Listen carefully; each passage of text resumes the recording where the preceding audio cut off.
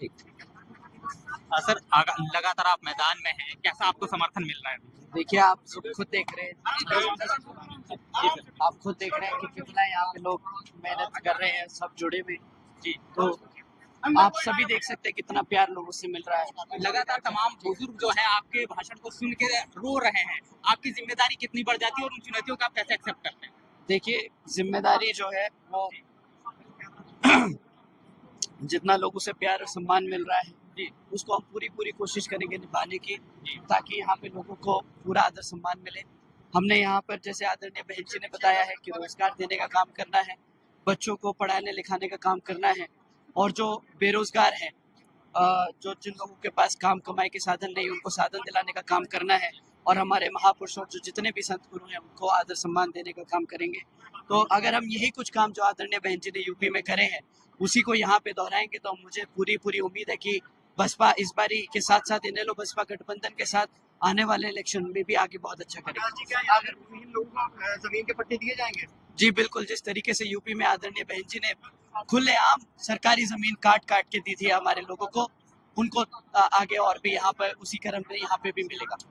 मैं लगातार जिस तरीके से ग्राउंड पे रहा हूं, आकाश आनंद जी ने जिस तरीके से वो मंदिर के अंदर आए हैं, यहाँ पर माथा टेकने के लिए आए हैं, लेकिन आकाश आनंद जी से जो बातचीत हुई वो आपको हमारे चैनल के माध्यम से मिलेगी। आगे भी हम इसी तरीके से तमाम चीजें लेंगे, लेकिन आकाश आनंद लगातार जिस तरीके से जो जमीन सरकारी है वो जमीन हमारी है और माननीय कांशीराम साहब के तमाम नारों को दोहराते हुए नजर आ रहे हैं। और ऐसे में देखा जाए कहीं ना कहीं बहुजन समाज पार्टी वो बदलाव करती हुई नजर आ रही है और आकाश आनंद उस चीज को बखूबी निभाते हुए नजर आ रहे हैं। इस वीडियो को देखकर आपको कैसा लगा कमेंट में जरूर बताइएगा। बने रहिएगा जनपथ लाइव के साथ, तब तक के लिए जय भीम जय। तो आपने देखा जिस तरीके से आज आकाश आनंद ने जनपथ लाइव से एक्सक्लूसिव बातचीत की और उस बातचीत के दौरान उन्होंने मान्यवर कांशीराम साहब और बसपा सुप्रीमो और बहुजन मिशन की जो मिसाल दी और जो वो काम आने वाले समय में करने वाले हैं उसकी एक बड़ी जो है संकेत दिया है। कहीं ना कहीं देखा जाए जिस तरीके से बसपा सुप्रीमो मायावती जी ने अपनी रैली की थी और उस रैली के अंतर्गत उन्होंने मान्यवर कांशीराम साहब के उस नारे को दोहराया था जिसमें उन्होंने कहा था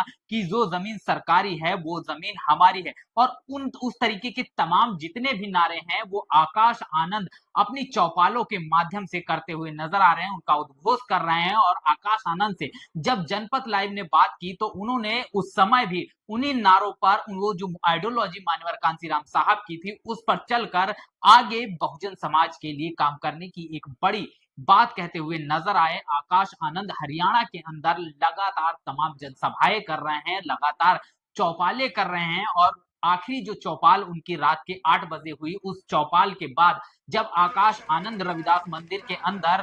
मत्था टेकने के लिए जा रहे थे उस वक्त उनसे बातचीत के दौरान उनसे बात हुई और उन्होंने कहा कि जो जमीनें सरकारी हैं वो जमीनें हमारी हैं। एजुकेशन हो चाहे तमाम जो स्कॉलरशिप हो, हर एक मुद्दे को आकाश आनंद बखूबी उठा रहे हैं और उनका साफ तौर पर कहना है चाहे वो भारतीय जनता पार्टी हो चाहे वो कांग्रेस हो, हर एक राजनीतिक दल ने इस बहुजन समाज का शोषण किया है और इसीलिए मैं बहुजन समाज के लिए इस मैदान में हूं और उनके आशीर्वाद से लगातार उनके हक और अधिकारों की लड़ाई लड़ता हुआ नजर आ रहा हूं। और इसका उन्हें किस तरीके का जब समर्थन की बात की गई तो उन्होंने कहा कि मुझे बहुत ही ज्यादा समर्थन यहाँ पर हरियाणा की जो जनता देती हुई नजर आ रही है। कहीं ना कहीं देखा जाए आकाश आनंद के चौपालों में जिस तरीके से भीड़ उमड़ रही है, जिस तरीके से उनके जो बड़े प्रोग्राम हो रहे हैं उनमें जिस तरीके से भीड़ उमड़ रही, उसको देखने के बाद ये तय हो गया है कि हरियाणा में इस बार बड़ा बदलाव होने वाला है। बहुजन समाज पार्टी अपने जनाधार को